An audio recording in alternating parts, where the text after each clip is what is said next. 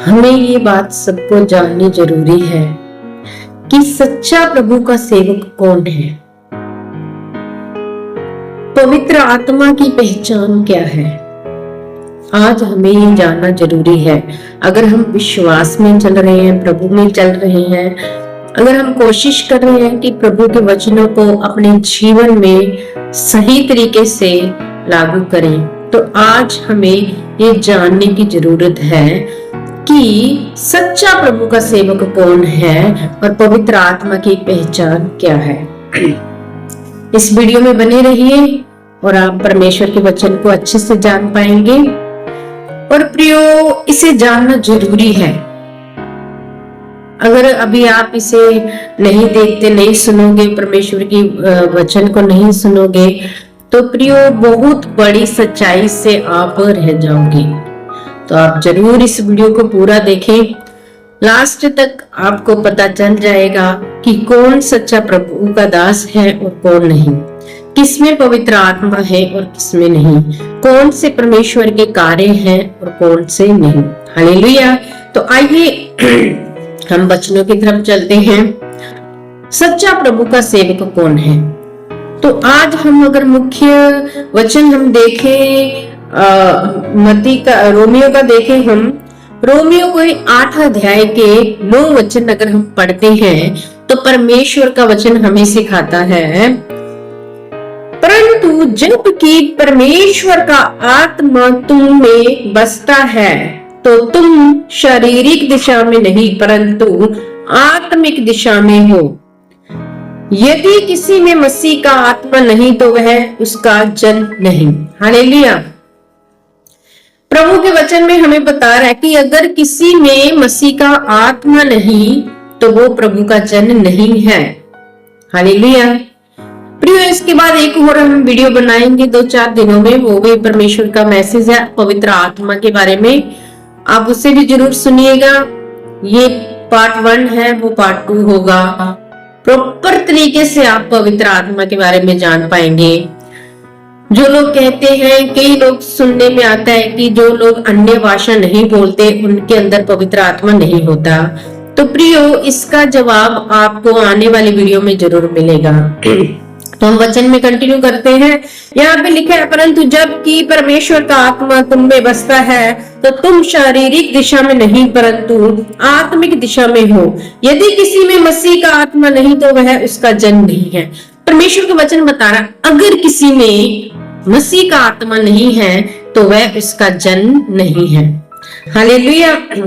तो आगे परमेश्वर के वचन में लिखा हुआ है, अगर हम गलातियों का पढ़ें, गलातियों का अगर हम 5 अध्याय का 22 और 23 पढ़े तो परमेश्वर का वचन कहता है, पर आत्मा का फल प्रेम, आनंद, शांति, धीरज, कृपा, भलाई, विश्वास, नम्रता और संयम है। ऐसे कामों के विरोध में कोई भी व्यवस्था नहीं। और जो मसीह यीशु के हैं उन्होंने शरीर को उसकी लालसाओं और अभिलाषाओं समेत क्रूस पर चढ़ा दिया है। हालेलुया।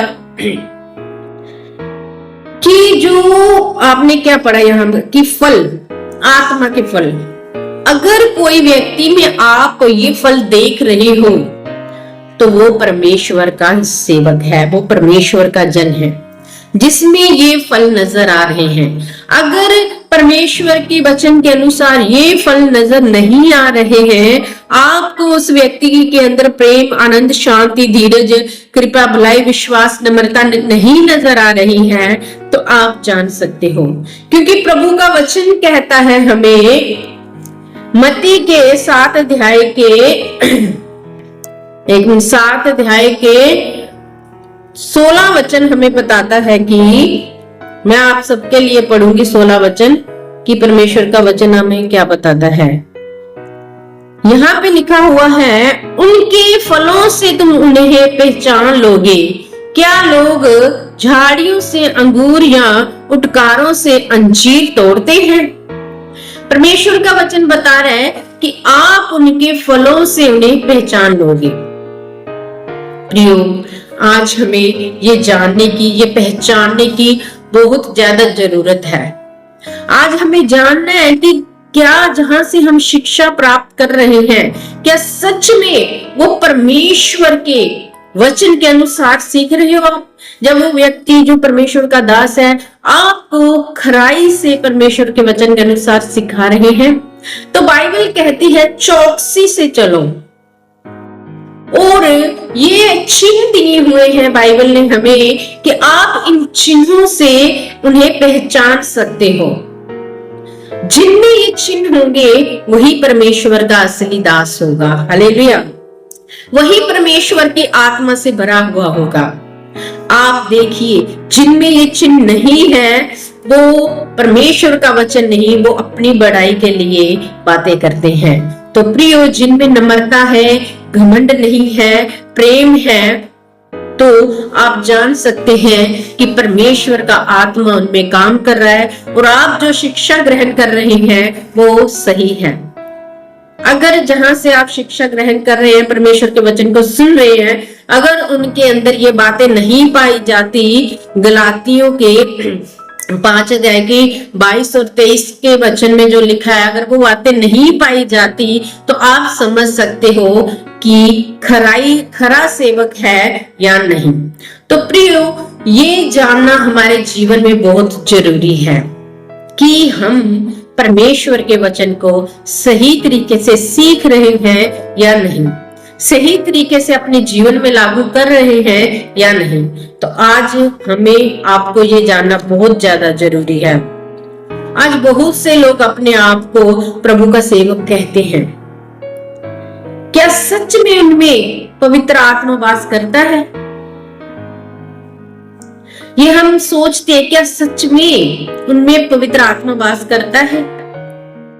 तो प्रियो, पवित्र आत्मा उन्हीं में वास करता है जो परमेश्वर के वचन के अनुसार अपना जीवन जीते हैं और परमेश्वर के जो फल हैं, जो पवित्र आत्मा के फल हैं, उनमें नजर आते हैं। जो परमेश्वर का दास होगा उसमें आपको ये फल नजर आएंगे।